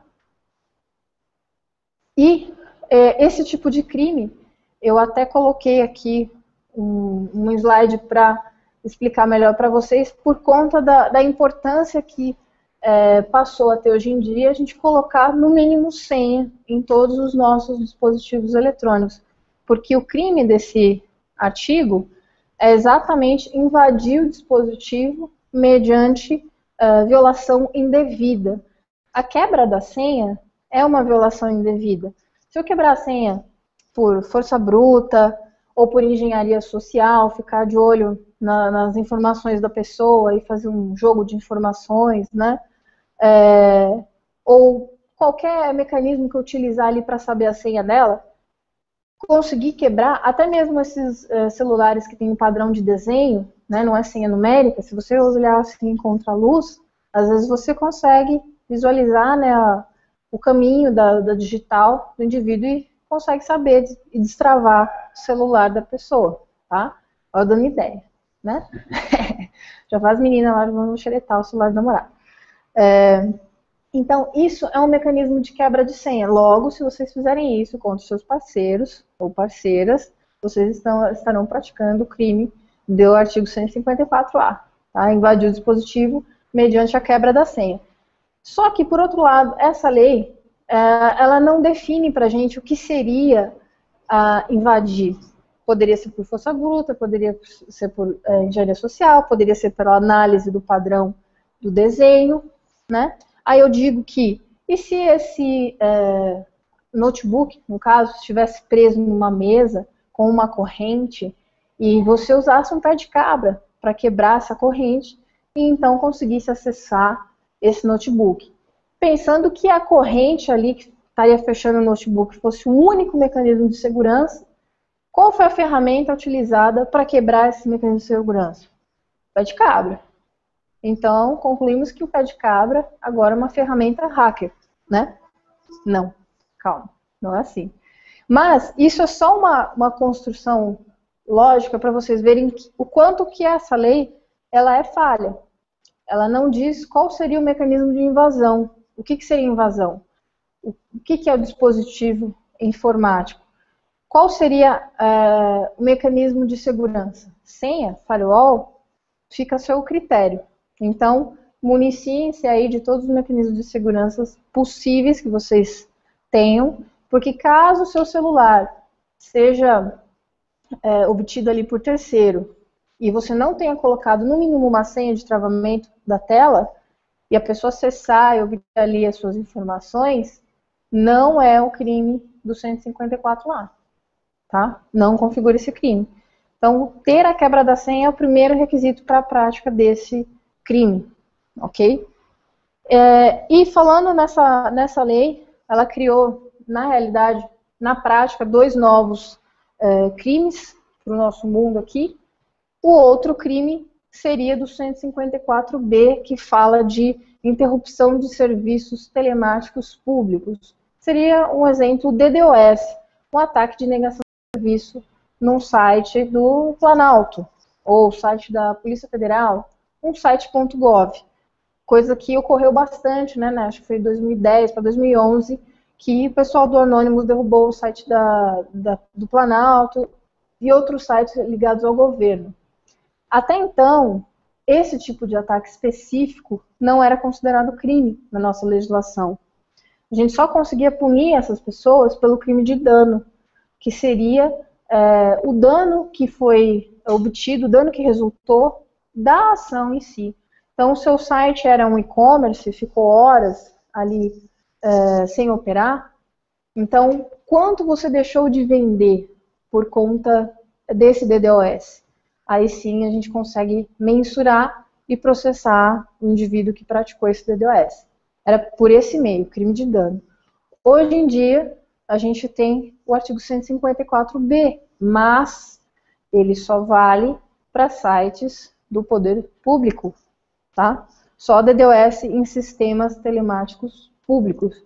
Então, tudo bem derrubar o site do Instituto, tudo bem derrubar o site da empresa de vocês, tá? Eu fico dando muita ideia, né? O pessoal da área de criação, então, eu fico imaginando o que vai sair na sua pasta amanhã. Indo já para o final, alguns questionamentos aí que foram os questionamentos iniciais que o Marcelo me colocou. Olha, nossas principais dúvidas aí em relação ao aplicativo são essas. Então, quem deve se responsabilizar pelos conteúdos online que são publicados pelo usuário do aplicativo? Eu que lhes pergunto agora, já com algumas noções de responsabilidade civil. Se eu postar ali no Facebook uma difamação contra o Marcelo, quem é responsável pela postagem desse conteúdo? Facebook ou eu? Eu. Isso aí, tá? O Facebook vai ser responsável por informar somente quem era aquela pessoa. Se eu estiver usando um perfil fake, se eu estiver anônima na rede, o Facebook vai ser só responsável por informar quem que é aquele usuário, tá? Agora, a postagem do conteúdo, o crime em si, eu preciso encontrar a pessoa.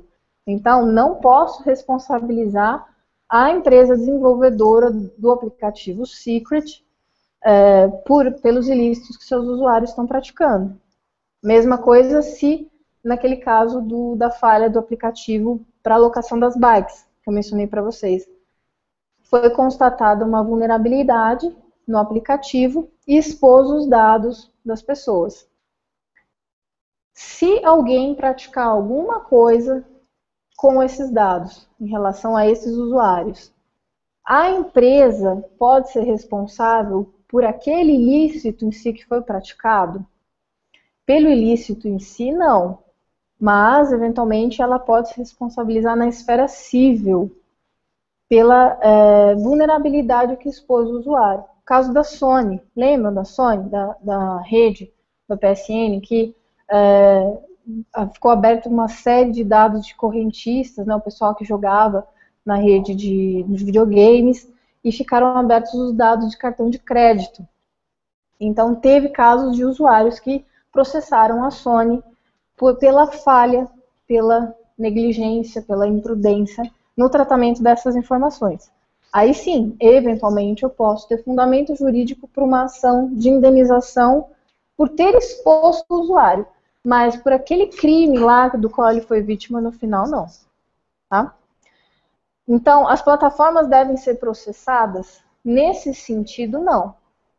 Agora, se eu pedir os dados de um usuário via processo judicial e a plataforma, o aplicativo, a rede social não atendeu a solicitação do juiz, aí sim eles podem vir a sofrer as consequências disso. Tá? Quais as diferenças entre as esferas civil e criminal? Na esfera civil, eu posso ser processado a pagar, posso vir ser condenado a pagar indenização pelos danos morais e materiais que aquela pessoa teve. Então, o usuário que foi difamado, ele pode processar a rede social, o site, o aplicativo, para saber quem foi o autor da difamação e tentar obter uma indenização na esfera civil pelos danos morais que ele sofreu, tá? Por danos materiais, eventualmente, também. Agora, na esfera criminal, eu não vou poder processar a rede ou aplicativo por conta de um crime praticado.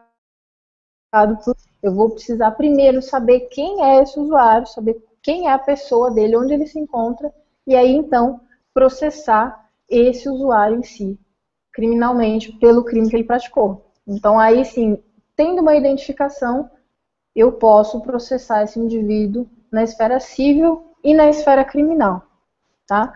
Por isso que eu digo que muitas vezes nesses casos de difamação online, a gente precisa de uma ação para ver se tem outra ação.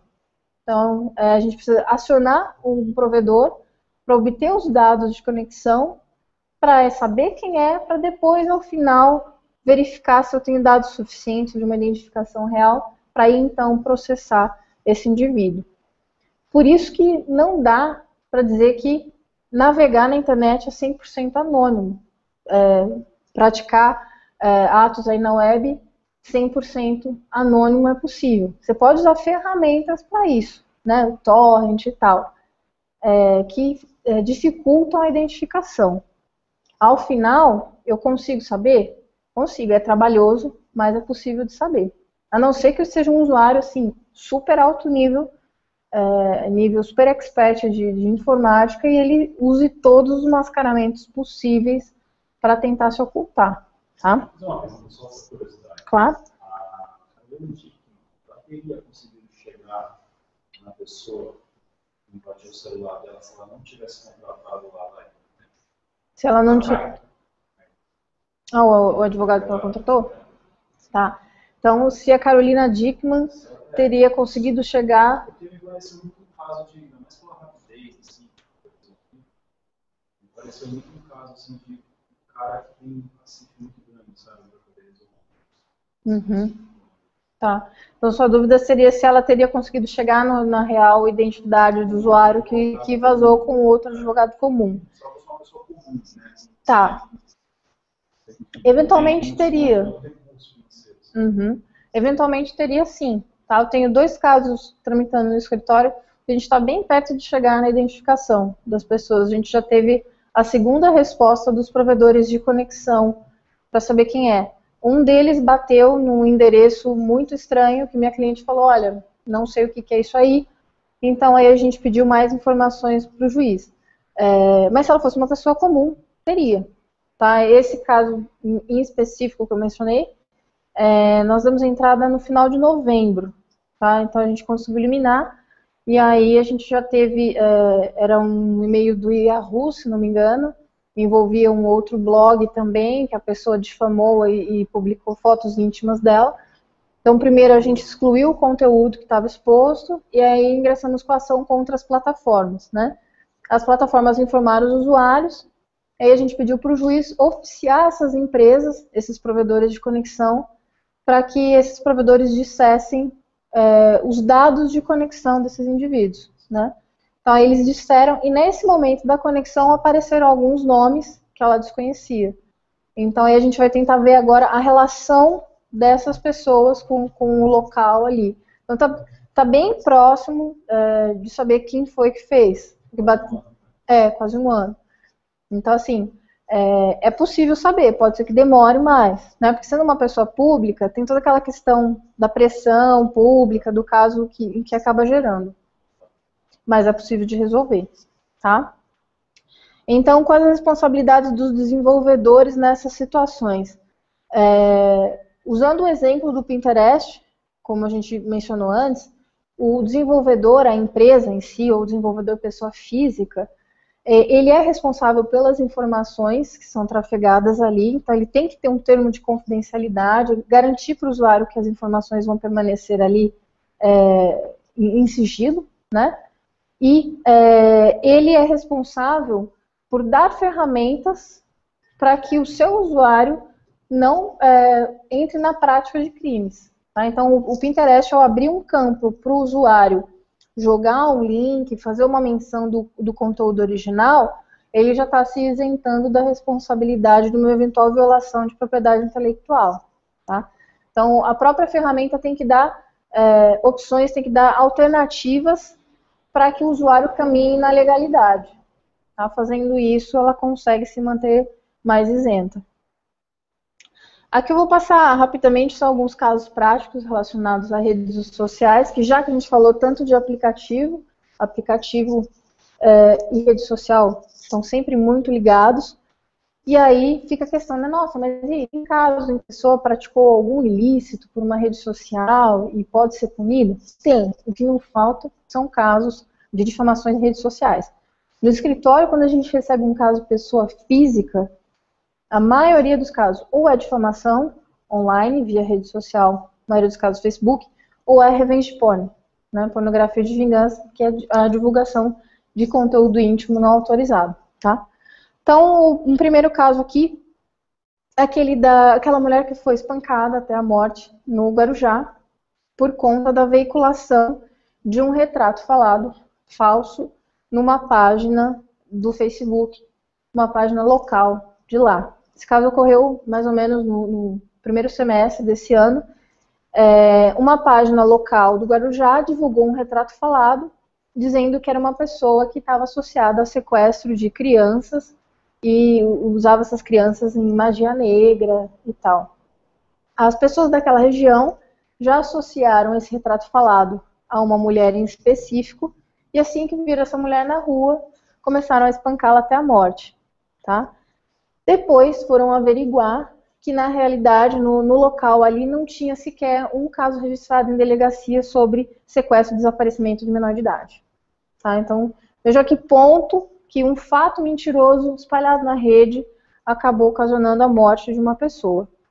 Aí, nesse caso, essas pessoas que compartilharam esse retrato falado, dizendo que era, de fato, a fulana de tal, será que elas praticaram algum crime? Sim, isso poderia ser enquadrado como um crime de calúnia. Você imputar a alguém um crime sem que a pessoa tenha passado por um devido processo penal, tá? Sem uma sentença condenatória. Falar fulano é ladrão, sem que ele tenha sido condenado por furto, roubo ou estelionato, você não pode fazer isso, tá? Outro caso aqui ficou muito conhecido na época, e ele é usado como exemplo em todas as minhas aulas, da Maiara Petruso. Não sei se vocês se recordam, acho que foi lá pelos idos de 2010, em que ela teve a infelicidade de divulgar um comentário desses no perfil dela no Twitter e no Facebook, em relação aos nordestinos. Falando, né, nordestino, não é gente, faça um favor a São Paulo, mate o nordestino afogado. Eu, quando dou palestra no Nordeste, eles falam que tem um bairro muito bacana, lá nos fundos de Maceió, que ela devia prestar serviço comunitário lá, nesse bairro, para ela aprender melhor a não tratar mal os nordestinos, né? Enfim, ao fazer isso, falar mal de uma etnia, de uma raça, de um povo, de uma região, ela praticou crime? Sim. Um crime de preconceito racial ou discriminação. É um crime específico, inafiançável e imprescritível. Ou seja, não posso pagar fiança e responder liberdade.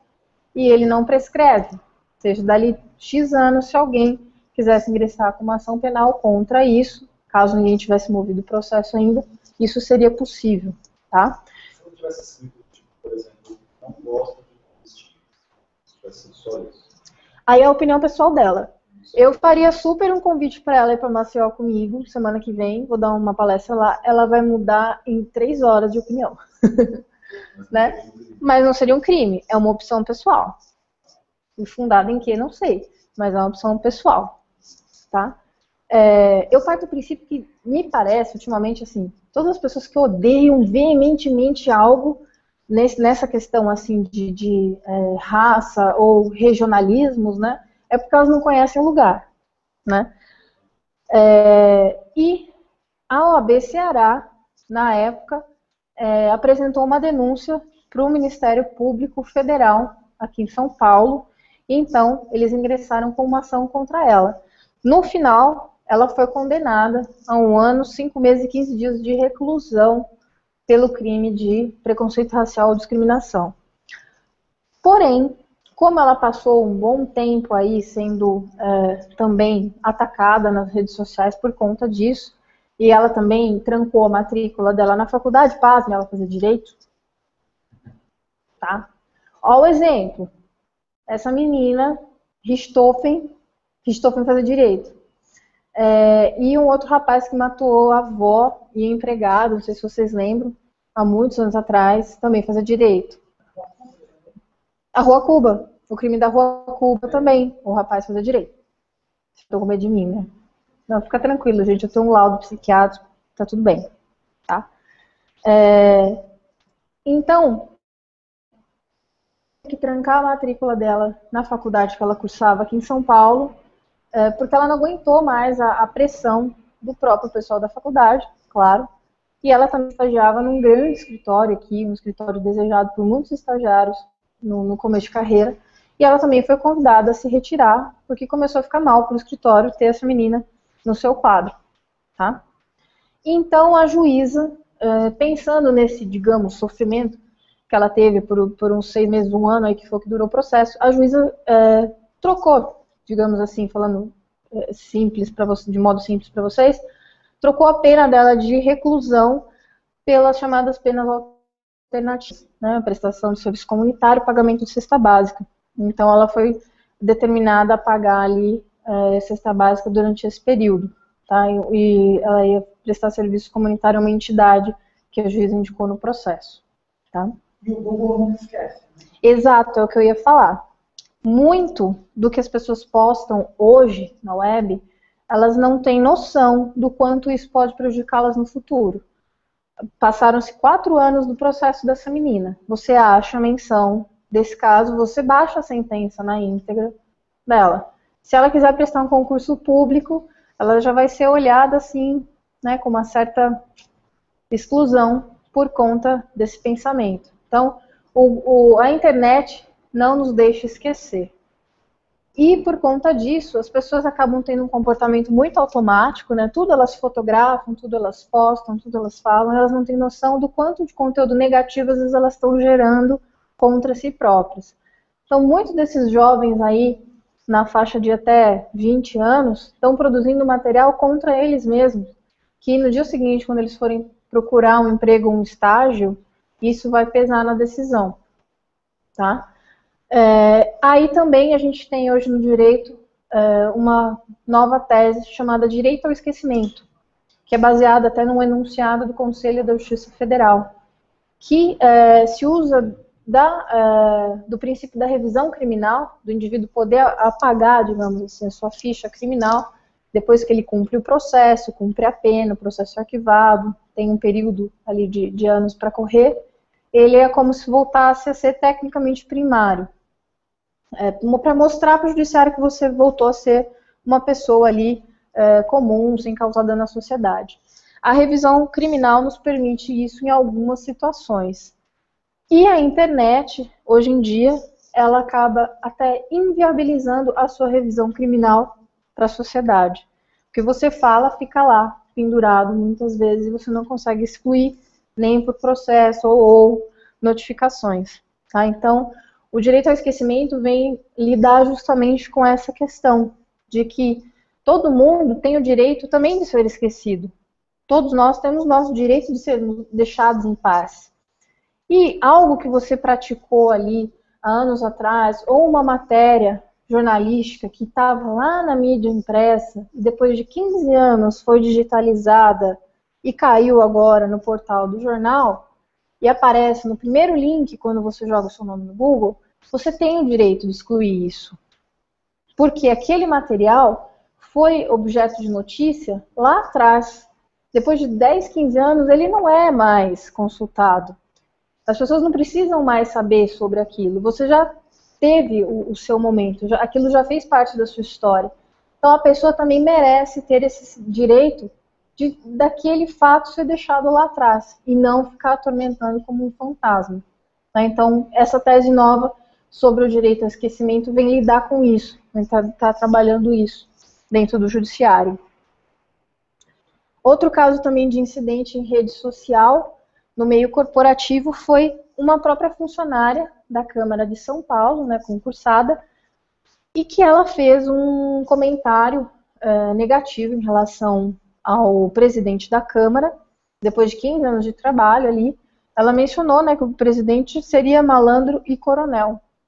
Ela fez essa menção no seu Twitter pessoal. Por conta de ter falado isso e mencionado, feito alusão ao presidente da Câmara, ela foi meio que convidada a se retirar, foi exonerada do cargo.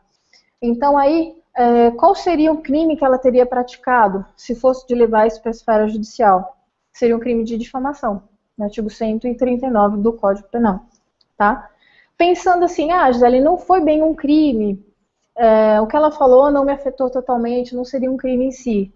Mas eu tenho isso documentado numa norma de uso de rede social na minha empresa, que as pessoas devem se atentar a menções que elas fazem nas redes sociais, se responsabilizam pelos conteúdos e tudo. Então aí sim eu poderia responsabilizar essa funcionária pelo mau uso da rede social. Tá? Outro caso, já que eleições aí estão chegando, um caso antigo, mas curioso, um servidor do Ministério do Planejamento postou uma piada sobre a Dilma no Twitter do próprio Ministério do Planejamento. Tem curso aqui de gestão de mídias sociais, né, Marcelo? Oferece um curso para o pessoal lá que tá meio mal das pernas, né? Ele linkou no Twitter institucional, no Twitter do Ministério do Planejamento, ele colocou um link desse site de humor que chama Sensacionalista, que coloca notícias falsas, né? É um site de piada e ele veicula matérias falsas.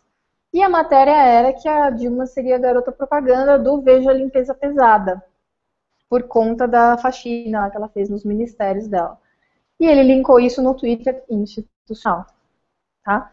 Então, também foi afastado do cargo.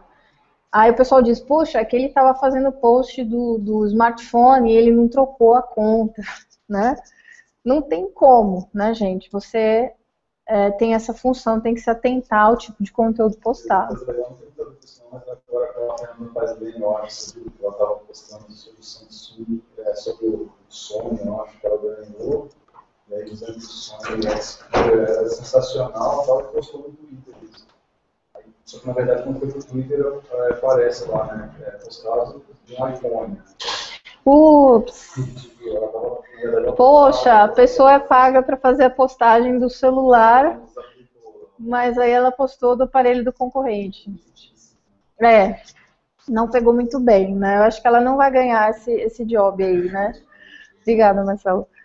Essa decisão judicial aqui, ela é muito importante para a gente, advogado da área, porque ela abre um precedente no judiciário paulista, responsabilizando quem compartilha conteúdo de terceiro na rede social. Veja bem, seu amigo fez um post xingando alguém. E aí você, tomando as dores do seu amigo, compartilha o post dele, xingando mais ainda, né? Compartilha ou xinga também? Tanto faz. Porque quando você compartilha, presume-se que você está mais ou menos de acordo com aquele teor, tá? E você compartilha ali no seu perfil o mesmo material do seu amigo. Aí a pessoa ofendida ingressa com uma ação contra o seu amigo, autor da publicação, e contra você, que compartilhou. E aí o judiciário, o TJ São Paulo, decidiu que você, que compartilha, também é responsável pela difamação, num menor nível, tá? É como se você fosse o coautor da difamação. E essa decisão é exatamente isso. A pessoa que compartilhou se tornou responsável pela difamação original de uma outra, tá? E é um caso de um pet shop, se não me falha a memória, em que uma mulher fez um post falando mal desse pet shop, mencionou o nome do pet shop, do estabelecimento, do dono, e outras duas colegas dela também compartilharam o post dela, ratificando aquilo que ela estava dizendo. Então a gente tinha 3 pessoas aí na esfera de difamação: o autor e as duas coautoras. O TJ de São Paulo deu uma indenização a ser paga, né, pelo autor do post, uma indenização num valor maior, e para essas duas coautoras, digamos, os que compartilharam, deu uma indenização de R$10.000 para cada. Então, só de ter compartilhado a notícia difamatória do outro, essas duas foram condenadas a pagar a indenização. Se as duas fossem menores, o que acontece? Tá. Se essas duas que compartilharam informação negativa fossem menores de idade, nessa situação, quem iria figurar ali na esfera de responsabilidade seriam os pais. Sendo menor de idade, os pais são responsáveis. Então aí os pais têm que pagar a indenização, tá? E aí o menor, ele não pratica o crime, ele pratica ato infracional. Então aí ele não vai ter uma pena como um adulto, ele vai ter uma medida socioeducativa que é o juiz que vai impor de acordo com a comunidade onde ele vive, de acordo com a idade, tá? Então, cuidado com o conteúdo que vocês compartilham, porque muitas vezes a gente pode estar praticando também uma difamação num outro nível. Porque se você pensar na esfera, no crime de difamação na internet, quanto mais ele é compartilhado, mais ele torna-se maior, né? O espectro dele vai aumentando. Então, se você compartilha, você tem 5.000 usuários, 5.000 pessoas no seu perfil, se 100 desses 5.000 compartilharem também, a gente vai progredindo aí numa escala muito grande. Por exemplo, vamos supor que eu difamei alguém impossível.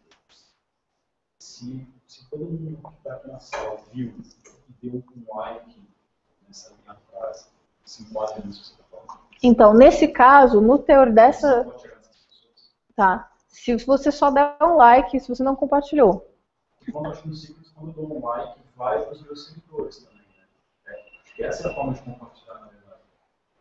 Eu acho que se você só dá um like, não replicou o conteúdo, você não expôs esse conteúdo para a sua rede, eu entendo que não. Você é como o Facebook. Se você pensar... Se você pensar na estética do Facebook, você só curtiu os seus usuários da sua timeline, eventualmente, dependendo do nível de privacidade daquela postagem, eventualmente eles podem ver, né? Mas esse curtir, você está endossando, mas você não está indiretamente falando, tá? Então, no meu entendimento, eu não vejo isso como uma difamação em si. É diferente a conduta do usuário que compartilha, tá? Então, o compartilhar, você estaria assinando embaixo, tá? Pode falar, o caso do diretor da Local Web, talvez já seja conhecido de alguns aí de vocês da área da TI. Ele não é novo, mas eu gosto de citar como exemplo, porque é uma questão em que é um diretor comercial da Local Web, num jogo, um clássico de São Paulo contra um outro time, no seu Twitter pessoal, xingou o time do São Paulo. Né? Daqueles adjetivos que o pessoal costuma xingar os jogadores e torcedores do São Paulo. Né? Ele xingou o time, xingou os jogadores, xingou os torcedores, e de maneira assim, veementemente, um tweet atrás do outro. Ele começou a ser repreendido, né, automaticamente pelos seguidores dele, só que ele não se atentou a um pequeno detalhe. Nessa época, a Local Web era patrocinadora do São Paulo. Legal, né? E aí a Local Web teve que se manifestar no seu site, disse que quem estava ali naquele momento não era o fulano de tal, o diretor, mas sim o torcedor. Enfim, tentou passar um pano para amenizar a situação, pediu desculpas públicas e tal, mas não funcionou. Né? Ele foi retirado do cargo ali, de 15 dias depois, a Local Web postou uma outra notícia dizendo que ele havia saído do cargo. Tá? Então vejam só o que um post pessoal causa interferência até na sua vida profissional, dependendo do que for. E aí, pensando nesses conteúdos aí que vazam na internet, né, fotos de celebridades, você mandou o seu notebook para uma assistência técnica e não deu um termo de confidencialidade para o técnico assinar, depois conteúdo dos seus clientes vazaram, caíram na internet, eu preciso excluir isso, e agora, Gisele, pelo amor de Deus, me ajuda, o que eu faço? Existe um termo de confidencialidade disponível? É possível redigir, sim. É uma das funções do advogado especialista, ele pode fazer um termo de confidencialidade. Ou, se você tiver uma prática de escrita bacana também, quiser descrever as atividades que a pessoa vai executar na sua máquina, e que são informações sigilosas e tal, você assina, ela assina, coloca a data, né? Se ele já aceitar assinar, já é um bom tamanho, né? Porque a pessoa vai ter acesso a informações ali privadas, eventualmente, você não sabe o que ela pode fazer. Se Carolina Dickmann tivesse feito isso, quando diz a lenda que ela mandou o seu computador para assistência, se ela tivesse feito isso, ela pelo menos teria uma prova muito forte de que o vazamento das fotos ocorreu na assistência técnica. Tá? Então, como que a gente faz para retirar esse material que cai na internet sem que a gente tenha autorizado, sem que a gente tenha desejado? Através de notificações extrajudiciais. Então, o advogado elabora uma notificação extrajudicial e encaminha para aqueles sites que estão hospedando o material. No escritório, a gente tem tido um bom retorno disso. Em média, os sites retiram com uma brevidade assim, interessante. Tem site que exclui no mesmo dia. Os sites americanos, eles têm um acordo a cumprir, né, que é o Notice and Takedown, de excluir o conteúdo quando recebe uma notificação em até 48 horas. E a gente tem visto que, de fato, eles estão cumprindo isso. A gente acaba tendo mais problema com outros sites, ou até de outras nacionalidades e sites brasileiros. Tá? Então, mandou notificação, resolveu, retirou, ótimo. Não resolveu, então aí pode ser necessário ingressar com um processo. Para fechar, falando de conteúdo, falando de aplicativo, pensando que sua empresa ou você, não sei, foi difamado ali na... O microfone que está caindo toda hora. Pensando que você ou sua empresa foi difamada ali nas redes sociais, como que eu posso trabalhar a reputação da minha empresa de maneira preventiva e reativa também? Em primeiro, fazer pesquisa no seu nome, no nome da sua empresa, nos principais buscadores, nas principais redes sociais, E se for uma empresa que atende consumidor final, no Reclame Aqui. Reclame Aqui tem sido um grande canal para reclamações de consumidores, e ali você joga o nome da empresa e você encontra facilmente ali coisas assim bem complicadas. Encontrou um conteúdo negativo, tentar identificar esse material, que tipo de conteúdo que é, né? O que ele está abalando. É um material confidencial, extremamente sigiloso, pode ter sido vazado por um funcionário, ou é um conteúdo difamatório pessoal, enfim, tentar identificar esse material. Identificou, mencionou o link, aí passar para o advogado analisar a questão. O que eu posso fazer? É válido mandar uma notificação extrajudicial para excluir isso da web? Ah, não é válido, é melhor a gente ingressar com uma ação. Então a gente pode ingressar com uma ação para exclusão desse conteúdo ou para tentar identificar o indivíduo que postou isso numa rede. Tá? Feito isso, limpou. Né? Agora vamos trabalhar a reputação positiva. Então, monitoramento da marca ou do nome da empresa na internet. Tem softwares, né, para isso, o pessoal que trabalha com mídia, né, manja bem disso. Fazer uma presença positiva de conteúdos, né, regulares na web. E o SEO também, para otimizar o ranqueamento do nome na internet. E com pessoa física, eu sempre dou a dica direta e clara: faz um blog simples no seu nome, postagens periódicas, regulares, metadados ali com o seu nome de maneira positiva para fazer esse material subir ali no ranking de busca dos principais sites. Então, fechando aqui, algumas conclusões. O que é importante nós termos dentro desse cenário de internet, rede social, aplicativo, né? Uma documentação técnico-jurídica bem elaborada. Vocês viram, né, o termo de uso vincula ali a relação entre as pessoas, então cada vez mais eu preciso de documentos consistentes. A associação do departamento jurídico com o departamento de TI tem sido cada vez mais necessário nessas questões, porque a tecnologia está em tudo, né? E surgem problemas, então TI e jurídico precisam se falar. Investir também em pessoas, não somente em tecnologia. De nada adianta a gente ter ferramentas excelentes de monitoramento e tal, mas se eu não trabalho conscientização dos funcionários, se eu não trabalho conscientização dos meus desenvolvedores, do público, das pessoas que lidam com aquela informação. Saber armazenar as provas eletrônicas, vocês viram, o Marco Civil está aí, obrigatoriedade de armazenamento de registro de logs já é uma realidade, então as empresas agora precisam cada vez mais saber como armazenar essas provas. E praticar o ciclo PDCA, que a gente chama na esfera da segurança da informação, né, que é planejar, fazer, checar e revisar e executar. É isso o que eu tinha para falar para vocês hoje. Eu espero ter atendido as expectativas dentro do que Marcelo me pediu, com alguns casos e algumas pinceladas jurídicas aí sobre o assunto. Quem tiver dúvida pode encaminhar, pode levantar a mão. Quem tiver uma dúvida, mas não conseguir expressar agora, tal, quiser mandar por e-mail, aí tem os meus contatos, vocês podem mandar por e-mail também. Eu agradeço a presença de vocês aqui e também o pessoal que está aí online. Obrigada.